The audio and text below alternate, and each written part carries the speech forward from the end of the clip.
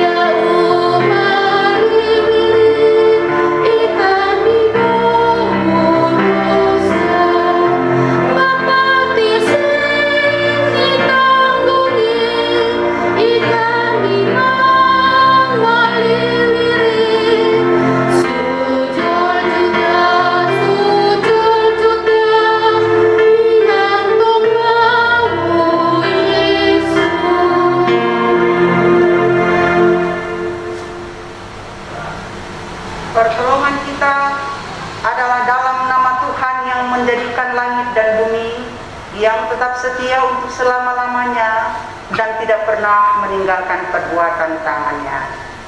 Amin. Tuhan menyertai saudara-saudara. Dan menyertai saudara juga. Nas pembimbing Roma 12 ayatnya yang kedua, firman Tuhan berkata, "Janganlah kamu menjadi serupa dengan dunia ini, tetapi berubahlah oleh pembaruan budimu, sehingga kamu dapat membedakan manakah kehendak Allah, apa yang baik, yang berkenan kepada Allah, dan yang sempurna." Jemaat silakan duduk.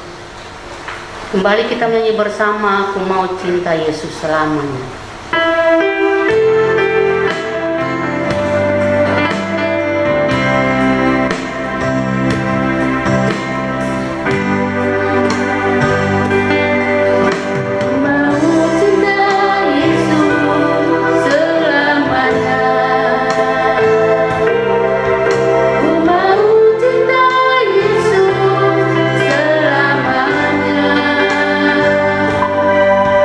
Meskipun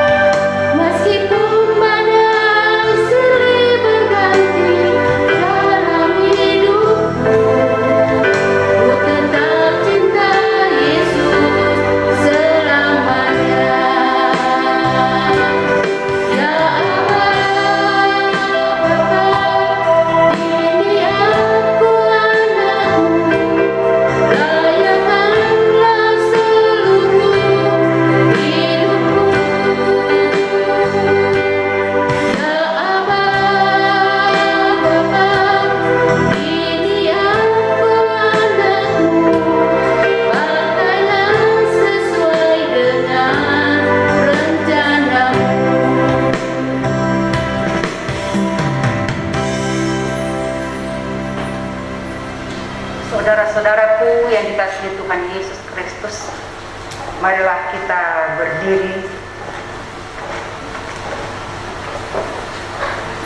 dan kita datang kepada Tuhan dalam pengakuan dosa. Mari berdoa. Ya Tuhan, kami mengaku di hadapan-Mu segala kegagalan kami untuk hidup sebagai anak-anak-Mu. Singkirkanlah segala kejahatan yang ditetapkan atas hidup ini. Bersihkanlah kehidupan kami yang selama ini kami cemari dengan segala ketidakbenaran. Ya Tuhan, ampuni kehidupan kami yang selalu cenderung untuk mengingkari pengajaran kehidupan, dan ajarlah kami secara baru apa arti untuk menjadi anak-Mu. Ya Tuhan Yesus, Anak Domba Allah yang telah menghapus dosa isi dunia, kasihanilah kami dan ampunilah dosa dan segala kedurhakaan kami. Amin. Berita pengampunan dosa dan anugerah Allah. Aku hendak mengikat perjanjian abadi dengan kamu menurut kasih setia yang teguh yang kujanjikan kepada Daud. Sebab itu sendengkanlah telingamu dan datanglah kepadaku. Dengarkanlah, maka kamu akan hidup. Kita sambut dengan melakukan hidup yang putus asa.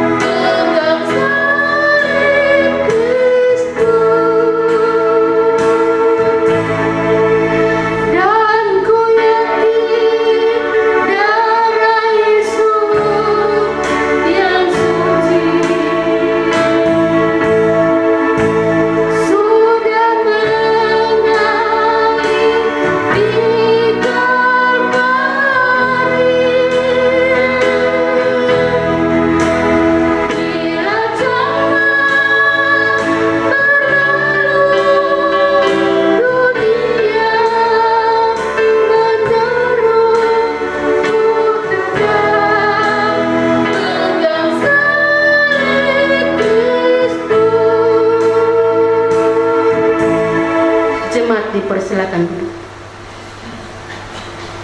Menapak tilas Tuhan Yesus, kita akan membaca Markus 15 ayat 1 sampai dengan ayatnya yang ke-15. Yesus di hadapan Pilatus.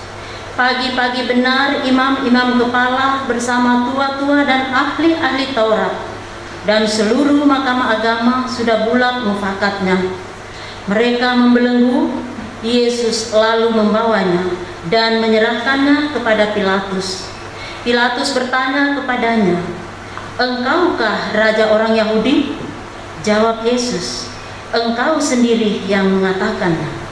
Lalu imam-imam kepala mengajukan banyak tuduhan terhadap dia. Pilatus bertanya pula kepadanya, katanya, "Tidakkah engkau memberi jawab? Lihatlah betapa banyaknya tuduhan mereka terhadap engkau." Tetapi Yesus sama sekali tidak menjawab lagi, sehingga Pilatus merasa heran. Telah menjadi kebiasaan untuk membebaskan satu orang hukuman pada tiap-tiap hari raya itu menurut permintaan orang banyak. Dan pada waktu itu adalah seorang yang bernama Barabas sedang dipenjarakan bersama beberapa orang pemberontak lainnya. Mereka telah melakukan pembunuhan dalam pemberontakan. Maka datanglah orang banyak dan meminta supaya sekarang kebiasaan itu diikuti juga. Pilatus menjawab mereka dan bertanya, "Apakah kamu menghendaki supaya kubebaskan raja orang Yahudi ini?" Ia memang mengetahui bahwa imam-imam kepala telah menyerahkan Yesus karena dengki. Tetapi imam-imam kepala menghasut orang banyak untuk meminta supaya Barabaslah yang dibebaskannya bagi mereka. Pilatus sekali lagi menjawab dan bertanya kepada mereka, "Jika begitu, apakah yang harus kuperbuat dengan orang yang kamu sebut raja orang Yahudi ini?" Maka mereka berteriak lagi, katanya, "Salibkanlah dia." Lalu Pilatus berkata kepada mereka, "Tetapi kejahatan apakah yang telah dilakukannya?" Namun mereka makin keras berteriak, "Salibkanlah dia." Dan oleh karena Pilatus ingin memuaskan hati orang banyak itu, ia membebaskan Barabas bagi mereka, tetapi Yesus disesahnya, lalu diserahkannya untuk disalibkan. Amin. Kita sambut dengan melakukan "Jiwaku Terbuka Untukmu Tuhan".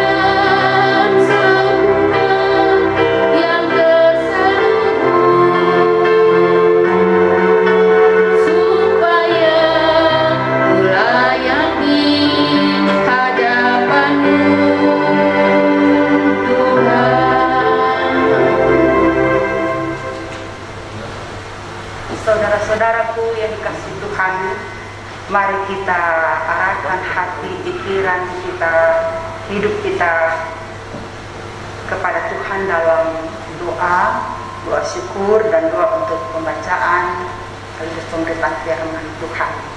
Mari berdoa. Ya Allah, Bapa Sorgawi, Bapa yang kami kenal di dalam Anak-Mu Yesus Kristus, penyelamat kami. Sukacita di minggu ketiga bulan Maret 2021 ini, karena Engkau ya Bapa yang senantiasa melayakkan kami hidup dan ada di hadapan-Mu dalam persekutuan bersama umat yang percaya. Ya Bapa, Engkau memberkati kami setiap waktu. Engkau menguatkan kami, menghibur kami dalam setiap situasi keadaan yang ada.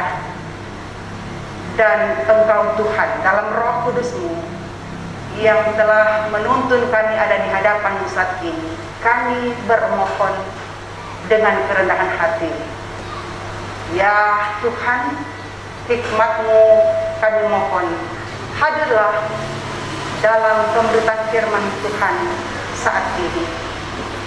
Cerahkan pola pikir, hati, dan kehendak kami, sehingga kehidupan kami ke depan semakin dicerahkan oleh firman-Mu dan semakin berpaut kepadamu Tuhan sebagai patron hidup kami, orang-orang yang percaya kepadamu. Ini kami ya Tuhan, kasihani kami, dengarkan doa kami dalam nama Yesus Kristus. Amin. Saudara-saudaraku yang dikasihi Tuhan Yesus Kristus, di minggu sengsara yang ke-7 ini kita akan membaca dan memahami firman Tuhan dalam kitab dari Kolose pasal 2 ayat 16 sampai ayat 23. Kolose pasal 2 ayat 16 sampai 23. Carilah perkara yang di atas. Karena itu, janganlah kamu biarkan orang menghukum kamu mengenai makanan dan minuman, atau mengenai hari raya, bulan baru, ataupun hari Sabat. Semuanya ini hanyalah bayangan dari apa yang harus datang, sedang wujudnya ialah Kristus.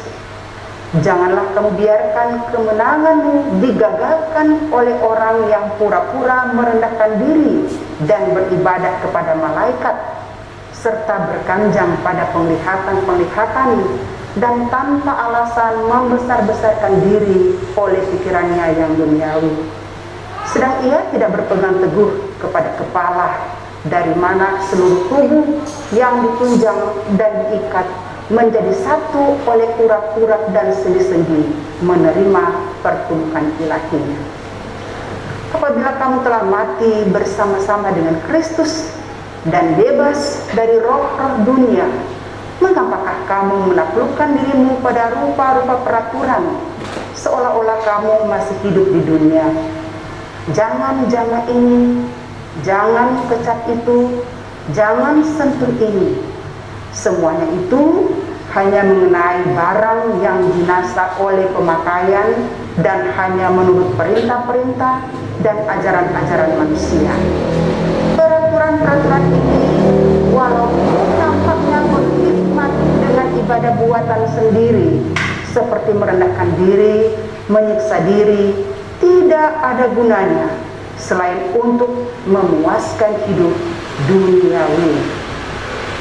Itulah firman Tuhan bagi kita sekalian. Yang berbahagia ialah setiap orang yang mendengar firman Allah dan menghayatinya.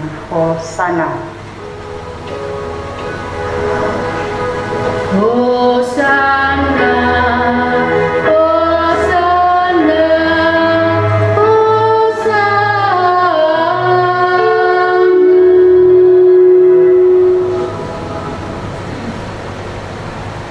Saudara-saudaraku yang dikasihi Tuhan, hari ini kita sebagai umat yang percaya kepada Kristus sedang dalam masa-masa atau minggu-minggu sengsara, minggu sengsara yang ke-7 terakhir. Sangat relevan dengan pembacaan firman Tuhan hari ini.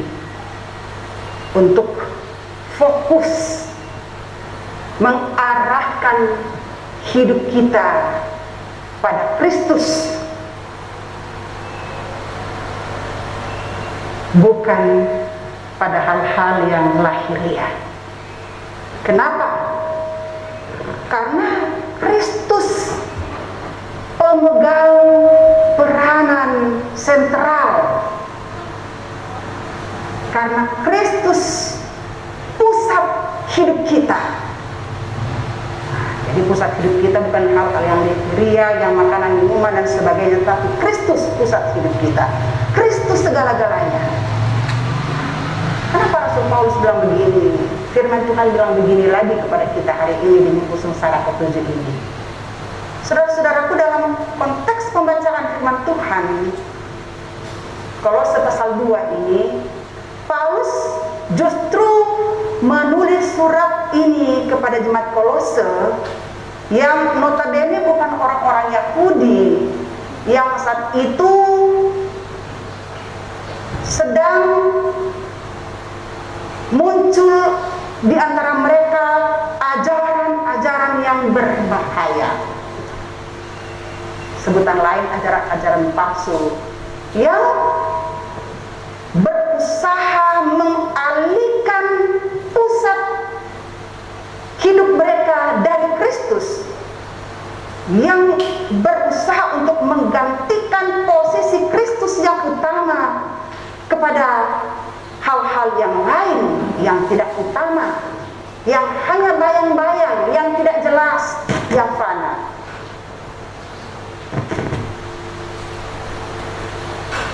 Posisi keistimewaan, kekuasaan Kristus mau diganti lebih utama dengan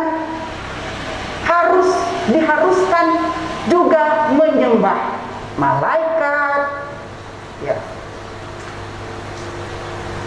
Diharuskan juga untuk ikut aturan pantang makan minum, makanan-makanan tertentu, halal haram. Diharuskan mati raga, karena itu adalah penentu keselamatan. Nah, ini ajaran-ajaran yang membahayakan. Ajaran-ajaran itu yang datang memahami bahwa memang Yesus lebih tinggi dari manusia, tapi Yesus bukan Allah. Perlu malaikat kita sembah. Kita harus juga ikut melaksanakan aturan-aturan, makan tertentu, mati raga, harus juga menyembah malaikat. Jadi tidak memandang lagi kepada Kristus, bukan Kristus lagi yang utama, bukan Kristus lagi sebagai pusat hidup.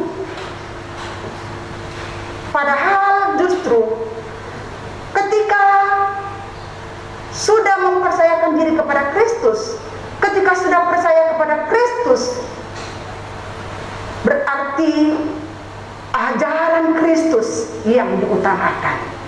Itu yang mau dikatakan Paulus, itu yang mau dinasihati Paulus kepada orang-orang di Kolose.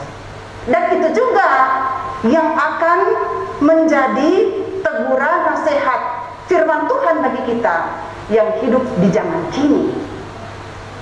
Tanpa sadar, dalam banyak hal kita tidak lagi mengutamakan Kristus. Kita tidak menjadikan Kristus pemegang peranan sentral bagi kita sebagai pusat hidup kita, pusat segala-galanya.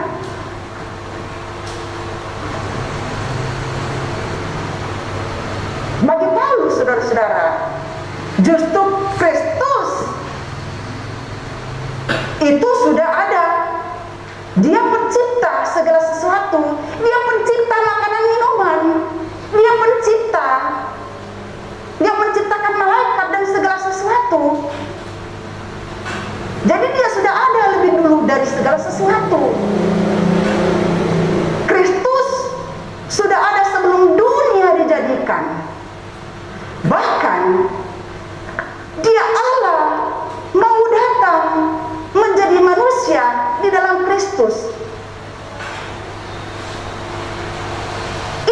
sebenarnya bukti cinta kasih Kristus yang tanpa batas.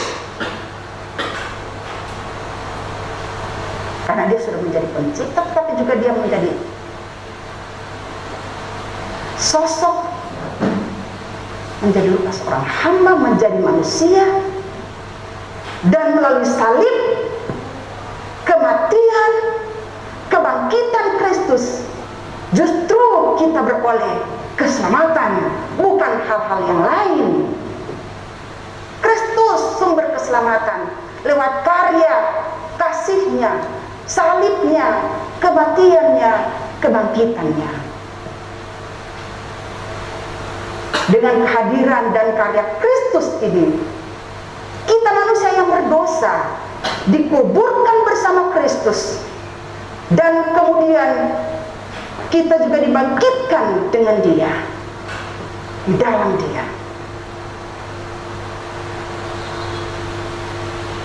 Hanya dengan kasih, hanya dengan karya Kristus bagi dunia, bagi kita, justru kita diperdamaikan dengan Allah.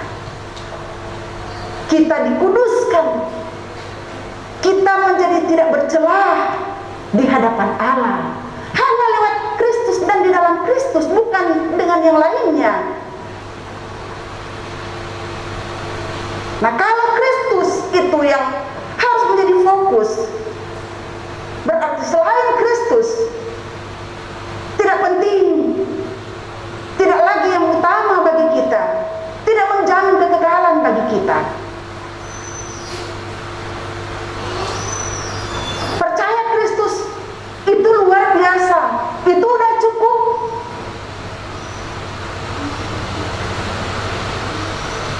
Karena apa? Karena hanya di dalam Kristus kita dipenuhkan, kita diselamatkan, dan ajaran-ajaran di luar Kristus tidak menjamin, tidak mutlak. Itu hanya bayang-bayang, nggak jelas, kata anak muda, nggak jelas.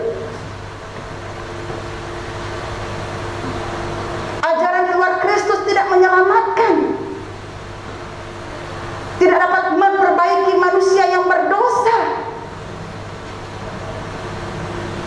Justru Yesus Kristus, Dia menjadi korban penghapus dan penghancur dosa. Sekaligus pada saat yang sama, Dia pun menjadi pemberi kehidupan kekal bagi kita. Inilah harta kekayaan Kristus. Inilah kedalaman cinta kasih Kristus bagi dunia dan bagi kita. Tidak bisa dibandingkan dengan kuasa-kuasa yang lain di dunia, termasuk malaikat sekalipun. Nah, kalau begitu saudara-saudara, apa yang harus kita lakukan?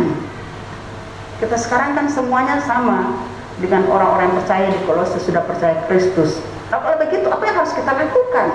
Karena Yesus telah berbuat banyak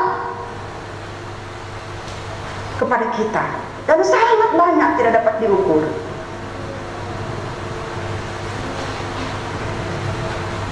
Sederhana, kita mengucap syukur kepada Dia, pencipta dan sumber keselamatan atau hidup kekal. Hidup orang yang percaya kepada Kristus adalah wujud nyata kita betul-betul mengasihi Kristus. Orang yang mengucap syukur kepada Kristus karena percaya Kristus, berarti kehidupannya selalu hidup di dalam Kristus, bukan di luar Kristus, bukan jauh dari Kristus, bukan membelakangi Kristus, tetapi mengedepankan dan mengutamakan Kristus, bahkan menghadirkan Kristus, menjadi patron Kristus bagi dirinya, dan menyatu dengan Kristus. Hidup kita menyatu selalu dengan Kristus. Ketika ada apa-apa, aduh, saya tidak bisa kalau jauh dari Kristus. Kenapa? Karena saya tahu sumber hidup saya dari Kristus. Karena saya sadar bahwa kalau saya jauh dari Kristus, saya tidak bisa berbuat apa-apa. Saya tidak akan menjadi apa-apa. Saya tidak akan menjadi seperti sekarang ini kalau saya jauh dari Kristus. Dan hidup di dalam Kristus, menyatu dengan Kristus, mengutamakan, menghadirkan Kristus itu diuji lewat pengalaman-pengalaman, situasi-situasi keadaan sulit yang diperhadapkan kepada kita. Contoh kecil, di masa pandemi COVID ini, kita selalu menyatu nggak dengan Kristus? Kita selalu ada di dalam Kristus enggak? Bukti hidup kita di dalam Kristus. Dalam sehari kita ada waktu bersaat teduh enggak dengan Tuhan? Aduh, tadi saya bangun pagi saya harus gini.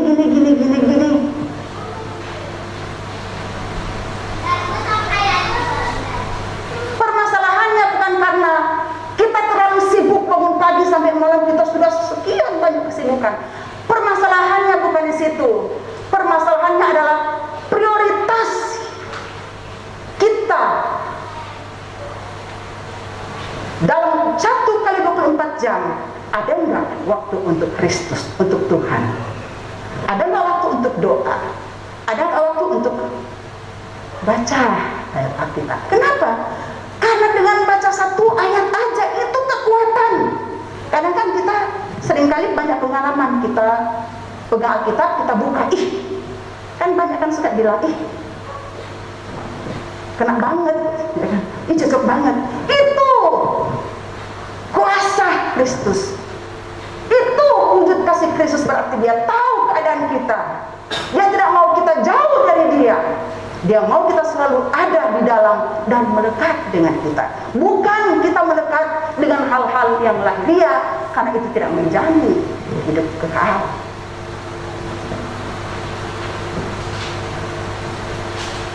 Makanya di sini dikatakan karya agungnya, kasih agungnya itu membuktikan dia sang kepala, sumber ciptaan karena dia pencipta, dan sang penebus, penyelamat.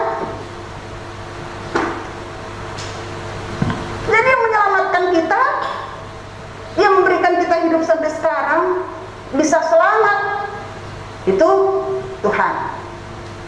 Jadi paradigma kita biasanya kalau dari kampung misalnya, dari kampung kita mesti mandi dulu ya, supaya mandi kabal, supaya aman hidup, mau merantau supaya aman, nggak sakit. Wah, diberkati, itu justru penghalang.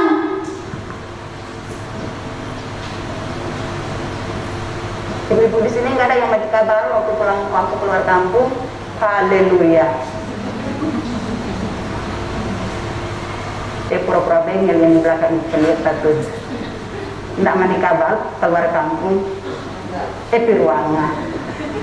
Karena Kristus tidak menduakan Kristus. Ini bahaya, ini dosa menduakan Kristus. Percaya Kristus, tapi keluar dari kampung mandi kabal, bawa buraka, bawa akar-akar, itu kan, masih gosipin orang, itu. Nah sekarang kalau begitu, bisakah kehidupan kita yang mengaku, yang di KTP Kristen, yang sudah pelayan Kristus, yang sudah percaya Kristus, bisa melakukan nggak? Masih boleh nggak melakukan praktek kebiasaan dosa?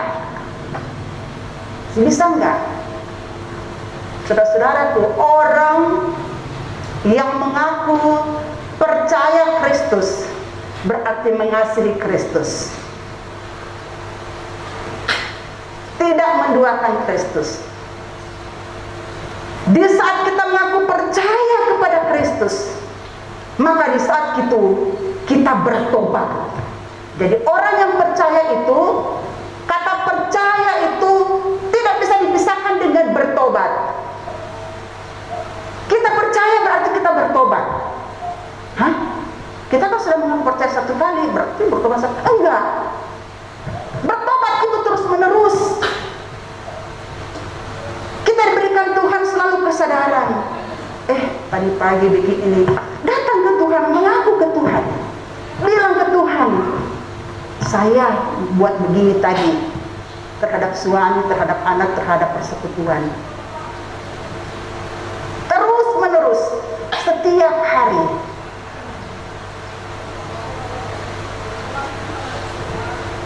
Dan yang terakhir, kita yang hidup di dalam Kristus, yang mengutamakan Kristus, yang mengistimewakan Kristus, yang menjadikan Kristus itu model patron kita, berarti kita tetap tekun di dalam iman percaya. Tetap berarti tidak berubah. Tetap tekun dalam iman ketika apapun diperhadapkan kepada kita. Tetap di dalam Kristus, tidak berubah arah pandang kita, cara hidup kita. Tidak bergeser dari pengharapan Injil. Nah, ini yang enak. Caranya gimana? Caranya bagaimana supaya kita selalu tekun dalam iman kepada Kristus? Harus selalu punya niat, itu harus dari hati. Biar kata majelis pendeta selalu bilang ibadah online, tapi kalau tidak ada niat dari hati, sama aja. Caranya adalah selalu dari hati kita selalu ada niat untuk mempermuliakan Tuhan dalam hidup kita. Selalu ada niat untuk hidup di dalam persekutuan dengan Dia. Hidup di dalam persekutuan dengan Dia adalah selalu hidup dikuasai oleh firman-Nya. Hidup dikuasai oleh kehendak-Nya, bukan kehendak kita, keinginan kita, mengandalkan kehebatan kita bagi orang lain.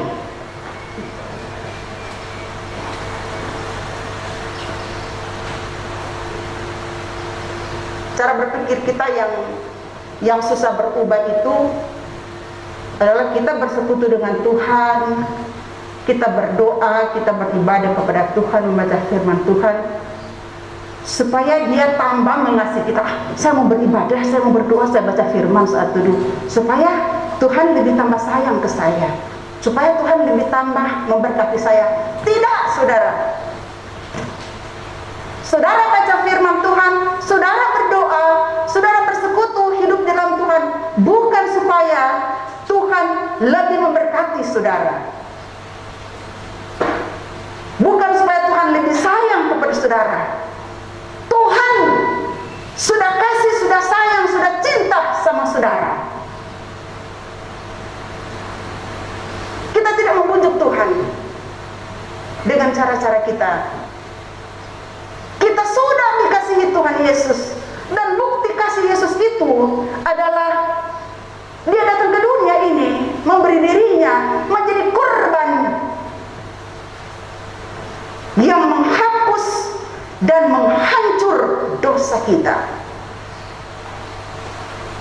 Hanya lewat Dia hubungan kita dengan Allah kembali terjalin.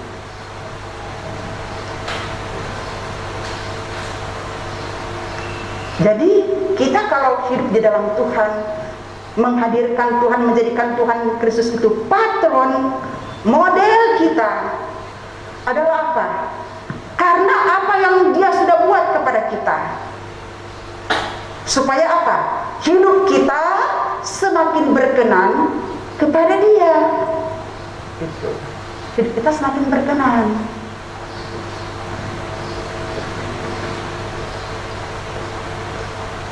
Tidak sebaliknya, jika kita tetap dalam kebiasaan menjauh dari Kristus, berarti kita sama saja tidak mengasihi Kristus.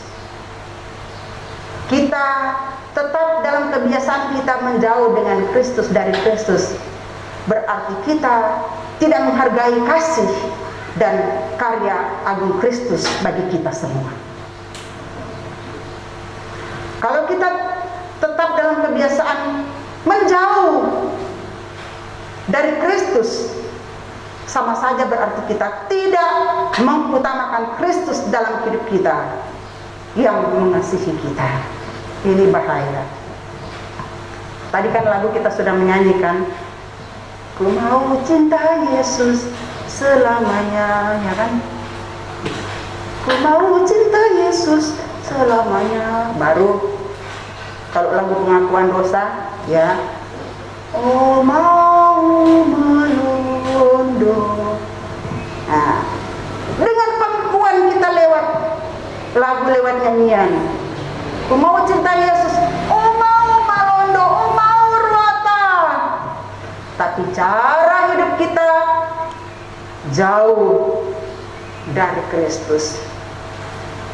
Cara hidup kita dekat dengan gosip, menggosipkan orang, ya, membenarkan diri di depan orang, mengutamakan diri,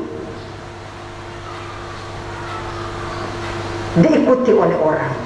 Harus saya yang diikuti, harus yang benar, saya bukan kamu. Ya, persekutuannya bagaimana kalau begitu? Oleh karena itu, saudara-saudaraku, saya mau katakan kepada kita, dengan kita mengutamakan Kristus tidak pada hal-hal lahiriah, maka itulah sebenarnya yang dimaksud dengan carilah perkara yang di atas, sebagai perikop dari firman Tuhan kita di siang hari ini. Cari perkara yang di atas itu artinya apa? Kita fokus mengarahkan hidup kita pada Allah. Perkara yang di atas adalah kehidupan yang berkenan kepada Allah, yang lebih dikenal Allah. Kristus segala-galanya, Allah segala-galanya. Dia yang utama, Dia yang penting, bukan yang lain. Dan Dia tujuan hidup kita. Bukan menjadikan keinginan dan kepentingan diri sebagai yang utama supaya diikuti orang lain. Tapi kita menempatkan kehendak Kristus, kepentingan Kristus sebagai yang utama dalam hidup kita. Dan itu berarti kita selalu, setiap waktu dalam situasi apapun, selalu mempersilahkan Tuhan dan kehendak Tuhan yang mengatur, yang menguasai dan menuntun hidup kita. Terpuji Tuhan. Amin.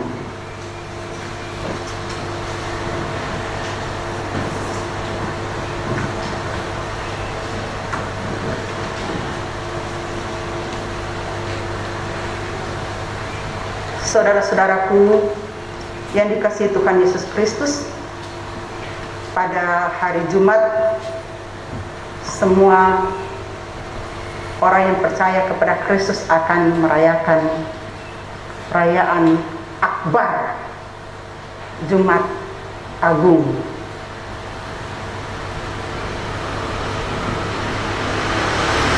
Dan pada perayaan Jumat Agung itu, di jemaat kita ini, Gemis Elim akan melaksanakan perayaan perjamuan kudus. Maka saudara-saudaraku, sebagai anggota sidih jemaat yang sudah mempersiapkan diri untuk merayakan perjamuan kudus, disilahkan untuk berdiri.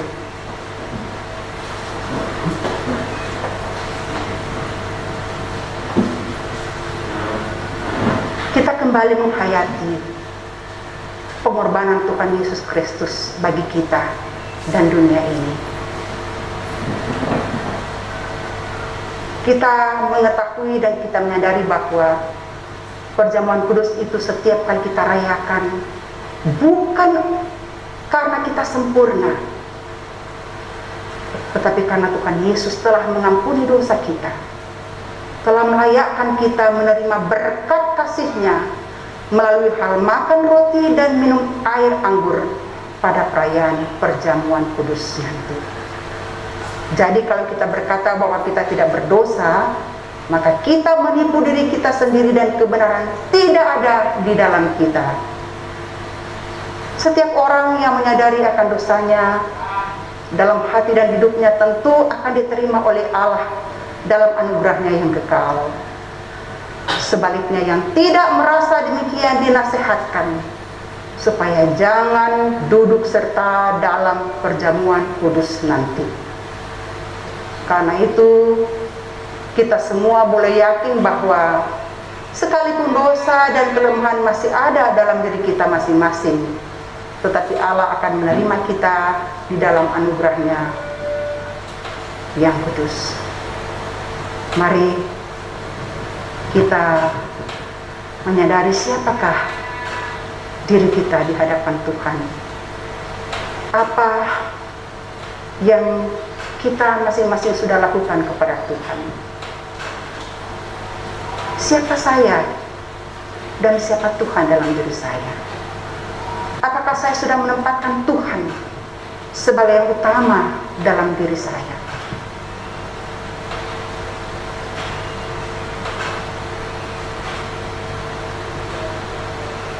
Ketika itu Tuhan Yesus yang tanpa dosa atas kehendak Allah Bapa di sorga mempersiapkan dirinya untuk menerima kematian demi keselamatan kita dari dosa. Untuk itu dengarkanlah sekarang kesaksian Rasul Paulus dalam surat 1 Korintus 11 ayat 23 sampai 26. Sebab apa yang telah aku teruskan kepadamu telah aku terima dari Tuhan, yaitu bahwa Tuhan Yesus pada waktu ia diserahkan mengambil roti, dan sesudah itu ia mengucap syukur atasnya. Ia memecah-mecahkannya dan berkata, "Inilah tubuhku yang diserahkan bagi kamu. Perbuatlah ini menjadi peringatan akan aku." Demikian juga ia mengambil cawan sesudah makan lalu berkata, "Cawan ini adalah perjanjian baru yang dimeteraikan oleh darahku. Perbuatlah ini setiap kali kamu meminumnya menjadi peringatan akan aku. Sebab setiap kali kamu makan roti dan minum cawan ini, kamu memberitakan kematian Tuhan sampai ia datang." Mari kita menyanyi dari kedalaman hati kita, "O mau malondo." Oh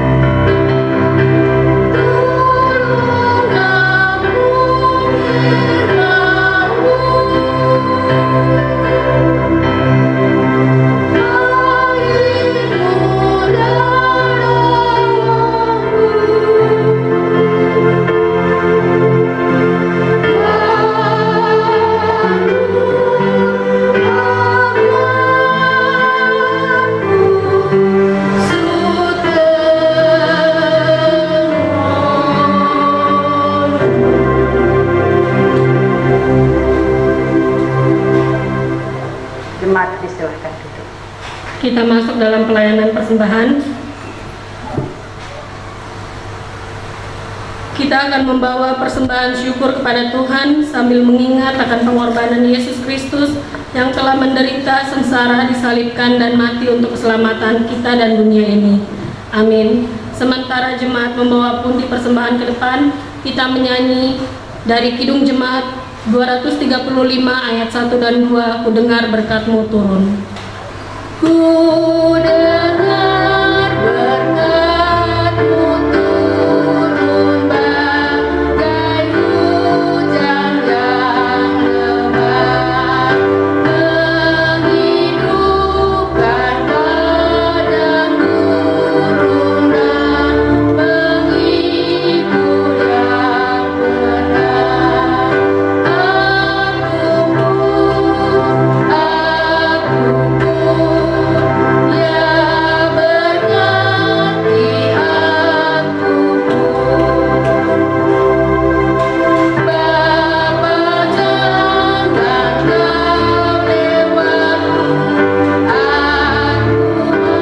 benar.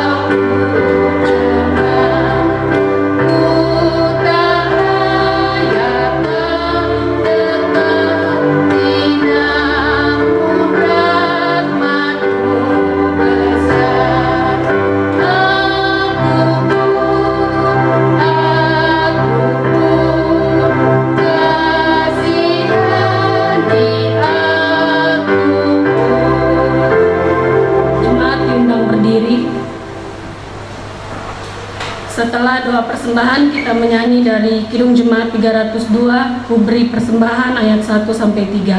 Mari kita satu dalam doa.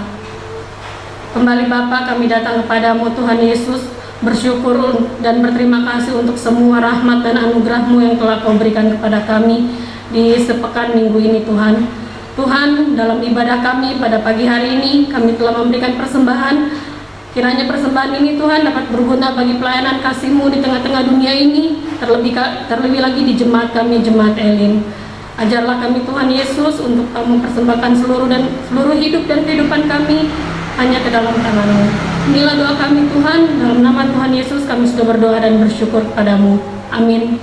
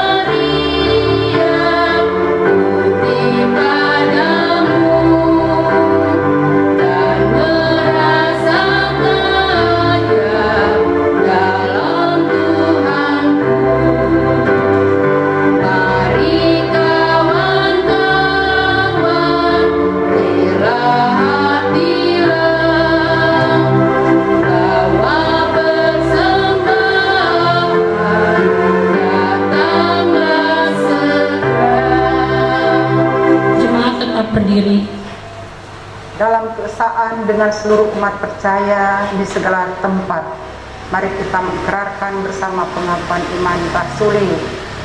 Aku percaya pada Allah Bapa yang Maha Kuasa, Khalik langit dan bumi, dan kepada Yesus Kristus anaknya yang tunggal Tuhan kita, yang dikandung daripada Roh Kudus, lahir dari anak darah Maria, yang menderita di bawah pemerintahan Pontius Pilatus, disalibkan, mati dan dikuburkan, turun ke dalam kerajaan maut, pada hari yang ketiga bangkit pula dari antara orang mati, naik ke surga, duduk di sebelah kanan Allah Bapa yang Maha Kuasa, datang dari sana untuk menghakimi orang dan mati.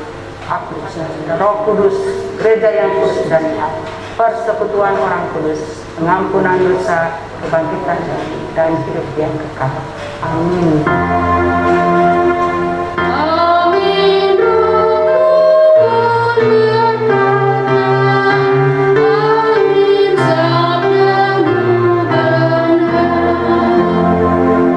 Jemaat dipersilakan dulu.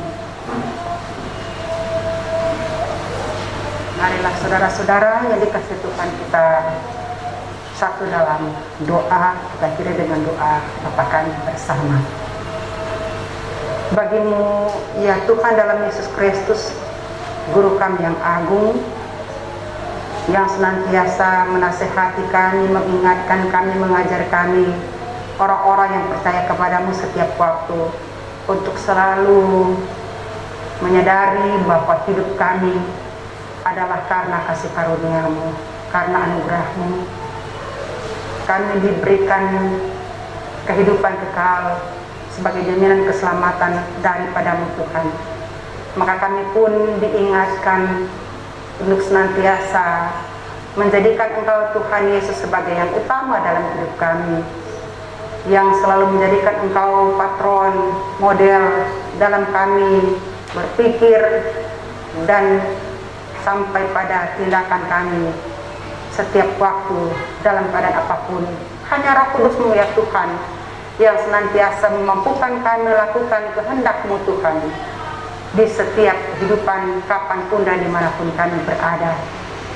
Dalam persekutuan bersama kami umat-Mu yang ada di Genis Jemaat Elim, baik yang ada di rumah-Mu yang kudus ini maupun yang ada di rumah kami masing-masing, kami datang kepadamu mengucap syukur untuk penyertaan Tuhan bagi setiap rumah tangga kami masing-masing dalam menjalani hidup ini di tengah-tengah pandemi COVID-19. Tuhan senantiasa tetap menyatakan cinta kasih-Mu yang senantiasa menyertai dan mampukan kami melewati hari lepas hari. Maka karena itu Tuhan, kami pun teringat bagi saudara-saudara kami dalam kondisi fisik lemah, terbaring di rumah mereka masing-masing, bahkan di rumah sakit. Mereka yang terinfeksi COVID, bahkan yang sakit penyakit yang lain. Ibu Penatua Abastiwa,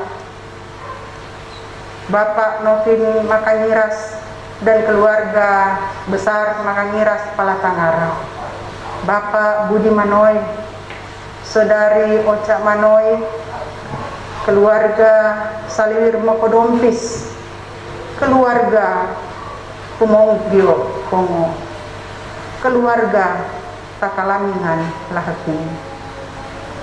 Kami pun menopang doa senantiasalah mereka terus dipelihara, diberikan kekuatan, dan lewat upaya apapun yang dilaksanakan baik dari keluarga, baik para medis, Tuhan senantiasa memberkati semuanya itu sebagai sarana kesembuhan bagi mereka.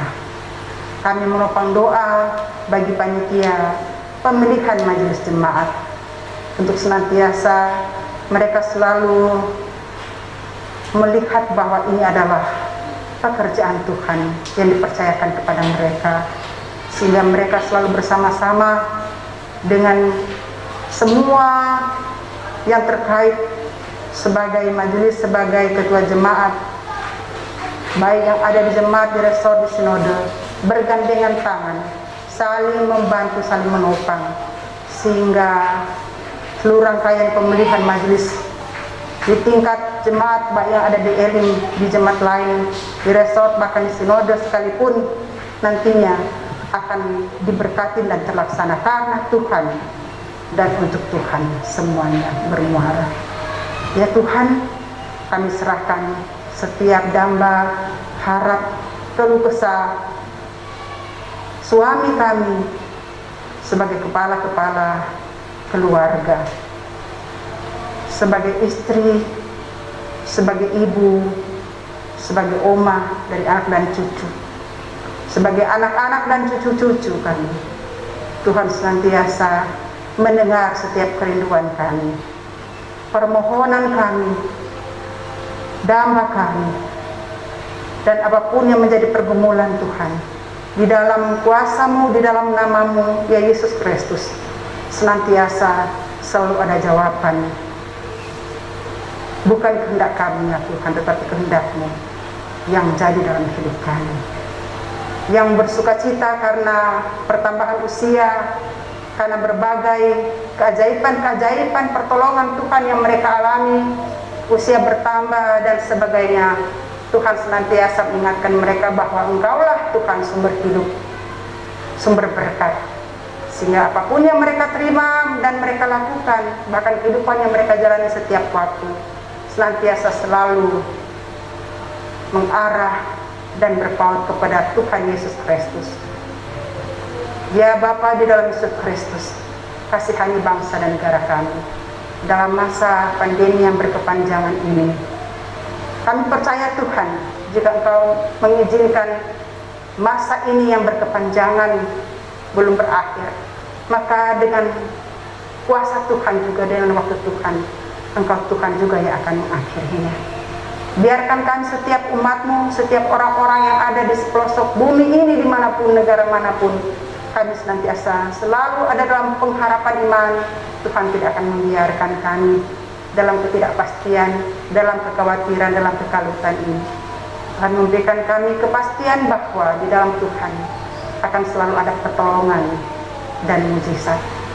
Maka Tuhan, sendengkanlah telinga-Mu, dengarkanlah doa kami yang kami bawa di dalam nama Yesus Kristus, yang mengajak kami berdoa bersama Bapa kami yang ada di surga.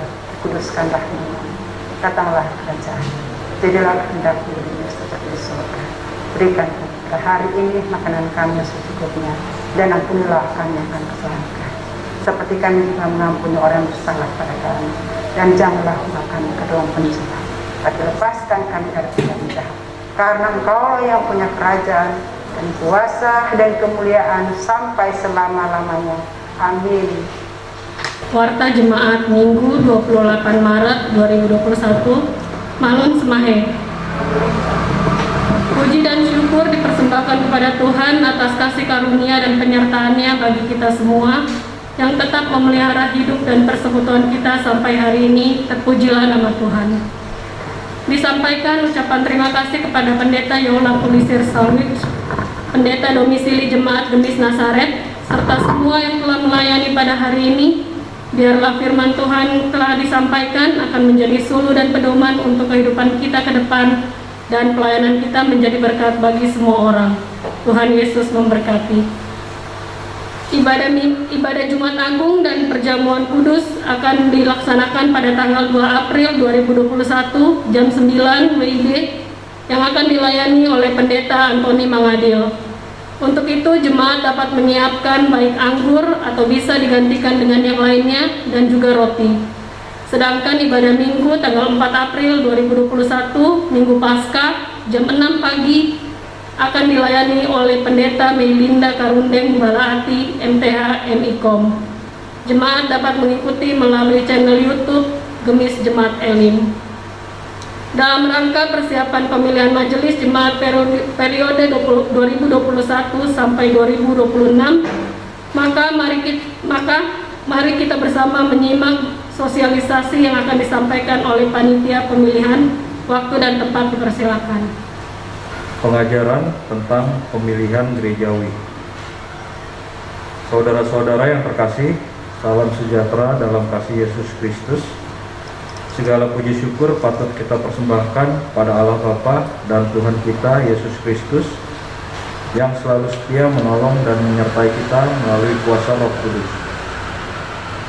Tak terasa kita telah berada pada tahun pelayanan 2021, tahun terakhir pada masa bakti pelayanan 2016 sampai 2021.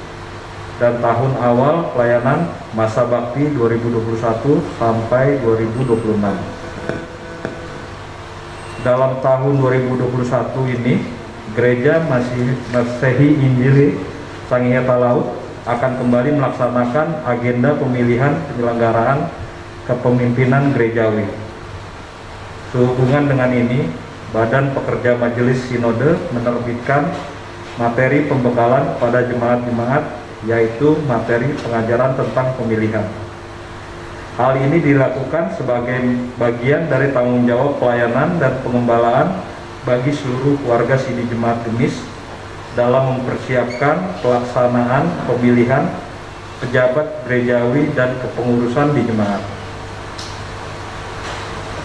Pemilihan di tahun ini dilaksanakan berdasarkan amanat firman Allah di Alkitab Perjanjian Lama dan Perjanjian Baru, dan Tata Gereja Gemis 2018, Peraturan MPS Gemis nomor 7, serta amanat-amanat jemaat-jemaat yang tertuang di dalam keputusan sidang tahunan Sinode 7 tahun 2020 di Jemaat Oikumene Lesabe Resort Tabukan Selatan, dan petunjuk pelaksanaan pemilihan. Definisi pemilihan. Pemilihan adalah ibadah yang dilakukan untuk memilih penyelenggara kepemimpinan gereja baik secara fungsional maupun struktural pada setiap aras pelayanan. Aras pelayanan yang dimaksud adalah jemaat dan sinode. Kegiatan pemilihan ini akan dimulai dari aras pelayanan jemaat, yakni pemilihan pejabat gerejawi atau para pelayan Tuhan di jemaat dalam jabatan penatua dan diaken, pemilihan pengurus kelompok, pengurus pelayanan keluarga, pelayanan profesi, pemilihan majelis pekerja jemaat, pengawas dan pemeriksa harta milik gemis untuk masa bakti 2021 sampai 2026. Proses pemilihan ini sudah tentu akan melibatkan peran serta tanggung jawab dari BPMJ, panitia pemilihan dan panitia nominasi, serta seluruh warga sidi jemaat. Pengajaran Alkitabiah tentang pemilihan. Dalam proses pemilihan ini, hendaknya kita mendengar dan memperhatikan pengajaran firman Tuhan tentang pemilihan itu sendiri. Sesuai kesaksian Alkitab, pemilihan adalah suatu karya Tuhan Allah untuk menyelamatkan umat manusia. Allah berkarya dengan sungguh amat baik, benar, adil, serta bertujuan bagi kebaikan dan keselamatan umat. Istilah pemilihan. Kata pemilihan diterjemahkan dari kata Ibrani, bakar, yang berarti memilih seseorang atau sesuatu dengan seksama sesudah menimbang dengan masak-masak atau dengan pertimbangan yang matang, menentukan dan memutuskan. Dalam Perjanjian Baru ada dua kata yang berpadanan dengan kata bakar, yaitu pertama kata eklogomai, artinya suatu tindakan dalam membuat suatu pilihan. Seperti contoh, Yesus memilih murid-muridnya. Rasul Paulus menggunakan kata ini dan mengartikannya kepada Allah yang memilih menjadi umatnya. Kedua, kata aireomai menunjukkan pada pemilihan kepada orang-orang percaya. Siapa yang dipilih Tuhan? Dalam kitab Perjanjian Lama, kita menjumpai banyak kisah tentang pemanggilan Tuhan kepada orang-orang pilihannya. Pemilihan terjadi dalam konteks sejarah kehidupan, keluarga, dan persekutuan orang-orang percaya. Allah memilih dari antara anggota keluarga atau dari antara dua atau beberapa orang. Bahkan Allah memilih bangsa Israel dari bangsa-bangsa lain, dikhususkannya untuk misi Allah bagi dunia dan umat manusia. Berikut ini beberapa tokoh Alkitab yang dipilih oleh Tuhan. Allah memilih Abraham dari kaum keluarganya. Menurut Kejadian 12, Abram atau Abraham dipanggil Allah dan diperintahkan untuk pergi ke negeri yang akan ditunjukkannya kepadanya. Karena imannya kepada Tuhan, Abraham menjawab panggilan Tuhan dan mengikuti perintahnya dengan taat kemana Allah menuntunnya. Demikian selanjutnya Allah memilih Ishak dari Ismail, Yakub dari Esau, Yusuf dari saudara-saudaranya untuk melaksanakan rencana penyelamatan umat. Allah memilih Musa.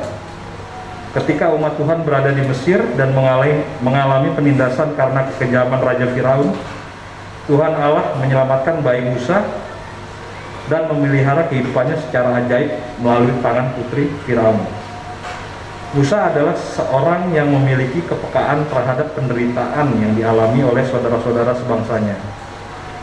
Musa adalah pemimpin yang membawa keluar umat dari penderitaan ketika Tuhan memerintahkannya untuk menghadap Firaun dan membawa Israel keluar dari Mesir. Musa sempat bertanya kepada Tuhan, "Siapakah aku ini? Bagaimana kalau umat itu tidak percaya?" Tuhan menjawab pertanyaan Musa dan memberi jaminan penyertaan serta tongkat lambang kuasa Tuhan dalam tangannya. Allah memilih Yosua, seorang pembantu Musa yang setia dan jujur. Ia banyak belajar dari Musa dan dikenang Tuhan untuk menggantikannya, membawa masuk umat Israel ke Kanaan, negeri yang dijanjikan Tuhan. Yosua adalah pemimpin yang dipilih untuk berjuang membawa umat sampai ke tujuan yang dikehendaki Tuhan. Allah memilih Nabi Yeremia. Waktu dipanggil Yeremia merasa takut karena masih muda dan tak pandai bicara. Namun ia diteguhkan oleh otoritas Tuhan yang memilihnya sejak dari kandungan ibunya, dan jamahan tangan Tuhan yang menaruh firman itu di dalam mulutnya.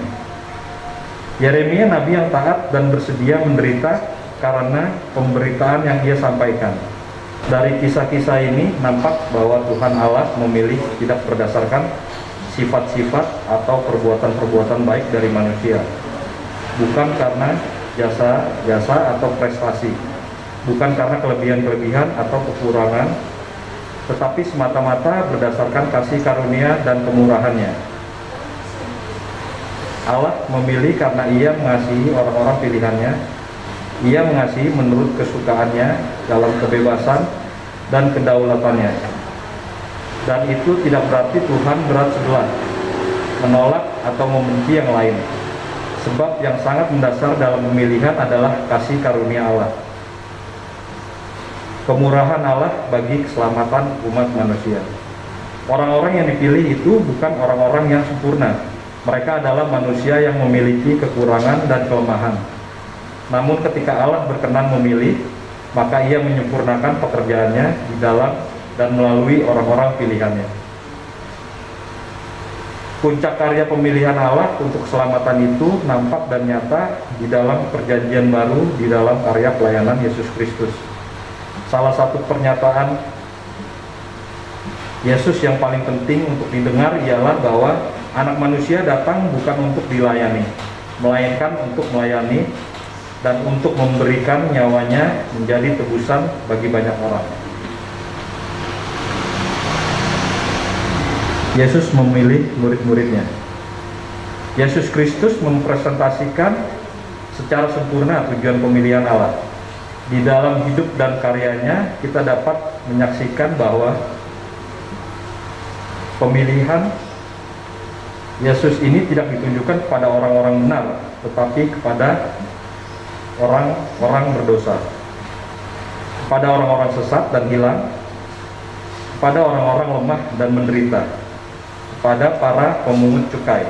Singkatnya, pada semua orang yang hanya mengharapkan penyelamatan daripadanya. Ketika Yesus memilih 12 orang muridnya, mereka adalah pekerja-pekerja yang rajin dan bersedia mengikuti dia, seperti Simon Petrus dan murid-murid lainnya. Ada juga 70 murid yang dipilih dan diutus Yesus berdua ke setiap kota. Mereka adalah pekerja-pekerja yang tidak diperkenankan untuk membawa apa-apa selain membawa salam sejahtera ke dalam rumah ataupun kota yang mereka kunjungi, di mana di sana mereka akan mendapat jaminan kesejahteraan dari Tuhan.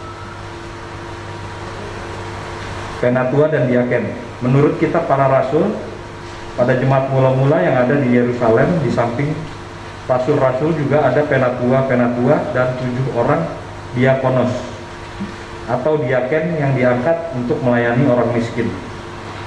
Kata melayani dalam teks ini disebut diakoneo.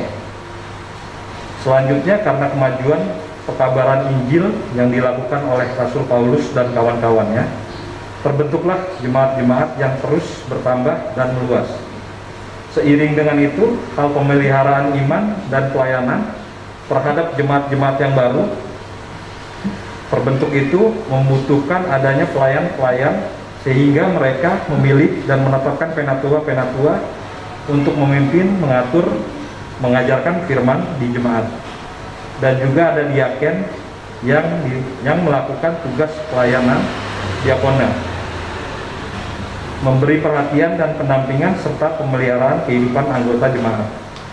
Di zaman reformasi, Yohanes Calvin menghidupkan kembali jabatan-jabatan pelayanan penatua dan diaken sebagai upaya reformasi gereja, dan sampai kini keberadaan jabatan pelayanan penatua dan diaken ini tetap ada dalam gereja Calvinis termasuk Gemis.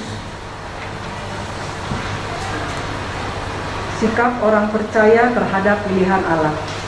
Rasul Paulus menyatakan bahwa Allah menyatakan dirinya dalam Kristus, dalam hidup, pekerjaan, sengsara, kematian dan kebangkitannya, ialah Allah yang maha murah. Kita tidak bisa datang kepadanya berdasarkan perbuatan, tetapi hanya berdasarkan panggilan oleh kasih kemurahannya. Pemilihan tidak bergantung pada kekuatan manusiawi, tetapi pada kemurahan hati Allah. Kita adalah anggota umat Allah, tetapi keanggotaan kita tidak berdasar atas prestasi kita, melainkan semata-mata atas pilihan Allah. Karena itu, patutlah kita menyambut panggilan kasih kemurahan Allah ini dengan puji-pujian dan ucapan syukur. Seperti diungkapkan dalam Efesus 1 ayat 3-6, terpujilah Allah dan Bapa Tuhan kita Yesus Kristus, yang dalam Kristus telah mengaruniakan kepada kita segala berkat rohani di dalam sorga. Sebab di dalam Dia Allah telah memilih kita sebelum dunia dijadikan, supaya kita kudus dan tak bercacat di hadapannya. Dalam kasih Ia telah menentukan kita dari semula oleh Yesus Kristus untuk menjadi anak-anaknya, sesuai dengan kerelaan kehendaknya, supaya terpujilah kasih karunia-Nya yang mulia, yang dikaruniakannya kepada kita di dalam Dia yang dikasihinya. Firman pemilihan ini sesungguhnya menyadarkan tentang siapa kita di hadapan Tuhan, bahwa kita hanyalah manusia yang kecil, hina dan lemah. Terhadap pemilihan Allah ini, kita tidak dapat berbuat lain selain patuh dan memohon belas kasihannya. Pemilihan Allah terhadap kita ada di dalam rencananya dan dimaksudkan supaya kita kudus dan tidak bercacat di hadapannya. Pemilihan ini bukan hadiah atau pemberian yang hanya dinikmati sendiri, tetapi kasih karunia yang mengandung panggilan supaya dipakai untuk memenuhi pekerjaan Allah di dalam dunia dan kemuliaannya. Implikasi bagi anggota di jemaat memilih dan dipilih. Dari pengajaran Alkitabiah di atas, hal yang dapat kita pahami dan aplikasikan dalam proses pemilihan penyelenggara kepemimpinan Gemis. Dalam hal ini, pemilihan pejabat gerejawi dan kepengurusan di jemaat adalah merepresentasikan kasih kemurahan Tuhan, kesukaan Tuhan kepada sesama melalui pilihan-pilihan kita. Pada dasarnya, gereja Masehi Injili Sangihe Talau memahami bahwa semua anggota jemaat atau di jemaat beroleh kasih karunia dan mendapat panggilan untuk melayani Tuhan serta sesama manusia. Namun ada juga orang-orang tertentu yang diberi tugas dan tanggung jawab khusus untuk menyelenggarakan pelayanan dalam gereja Tuhan. Dalam hal ini, di jemaat Gemis adalah orang-orang yang dipakai Allah untuk wajib memilih dan dipilih menjadi pejabat gereja dan kepengurusan di jemaat. Pemilihan adalah cara dan tindakan warga di jemaat untuk menghadirkan, mewujudkan pilihan Tuhan bagi orang-orangnya, hamba-hambanya yang akan melaksanakan pekerjaannya untuk kesinambungan pelayanan di tengah dunia dan umat manusia. Karena itu, setiap anggota jemaat berkewajiban melakukan tugas pemilihan yang telah dipercayakan Tuhan dengan baik, benar, jujur, adil, terbuka, penuh dengan loyalitas, sesuai mekanisme petunjuk pemilihan yang telah ditetapkan. Di sini diperlukan peran aktif untuk mengikuti pembekalan, menghadiri pertemuan pemilihan, memberikan hak suara secara bertanggung jawab, serta bersedia menerima hasil pemilihan, baik ketika saudara terpilih ataupun belum terpilih. Jika Tuhan berkenan memilih kamu menjadi pejabat gerejanya dalam pelayanan ini, maka siapkanlah dirimu untuk dipakai Tuhan. Supaya yang baik itu jangan kamu lakukan dengan paksaan atau dengan perbantahan, melainkan lakukanlah itu dengan kasih dan kerelaan. Tentang ini perlu kita ingat firman Tuhan yang terdapat di dalam Ibrani 10 ayat 39. Tetapi kita bukanlah orang-orang yang mengundurkan diri dan binasa, tetapi orang-orang yang percaya dan beroleh hidup. Simpulan dan penutup. Dari uraian pengajaran tentang pemilihan gerejawi di atas dapat disimpulkan. 1. Pemilihan gerejawi adalah sebuah bentuk ibadah. Karena itu harus dilakukan dalam keyakinan dan ketaatan kepada Tuhan. Melalui pemilihan Allah berkenan memanggil dan orang-orang yang terpilih layak menjawab panggilannya. Kedua, Tuhan memilih orang-orang yang dipakainya untuk melayani pekerjaannya. Melalui pilihan kita, kita harus melakukan itu dengan seksama atau dengan pertimbangan yang matang, berdasarkan petunjuk pelaksanaannya. Ketiga, orang-orang yang dipilih adalah pemimpin, pengajar, pemberita, pelayan. Mereka adalah manusia yang memiliki kelemahan dan kekurangan. Namun, Tuhan Allah yang memilih berkenan memperlengkapi dengan kuasanya. Ketika ada kesediaan menjawab dan menjalankan panggilannya dengan setia dan sungguh-sungguh. 4. Demikian materi pengajaran tentang pemilihan ini telah dibuat dalam rangka mempersiapkan warga Sidi Jemaat Gemis untuk melaksanakan agenda pelayanan tahun 2021, pemilihan penyelenggara kepemimpinan dan kepengurusan Jemaat Gemis. Shalom, Tahuna Februari 2021, BP Majelis Sinode Gemis. Demikianlah warta jemaat hari ini dan sosialisasi dari panitia pemilihan. Tuhan Yesus memberkati kita semua.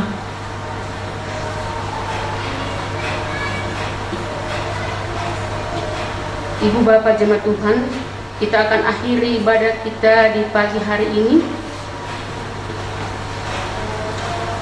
Jemaat diundang berdiri, kita kembali mengangkat pujian betapa baik dan senang.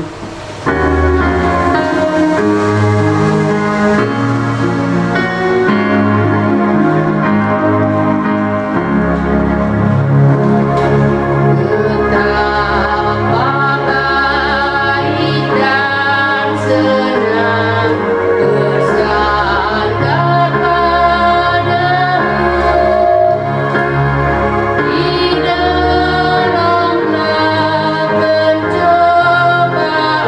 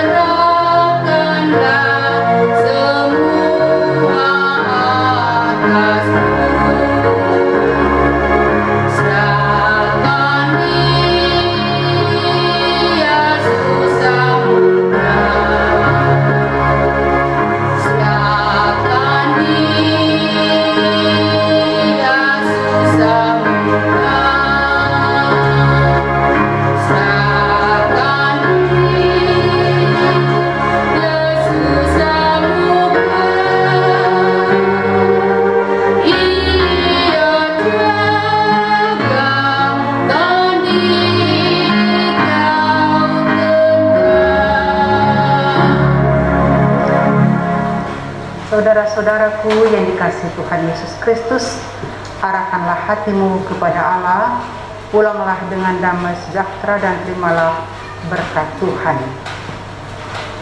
Anugerah Tuhan Yesus Kristus, pengasihan Allah Bapa, dan persekutuan dengan Roh Kudus menyertai kamu sekalian kini dan selama-lamanya. Amin. Amin, amin, amin.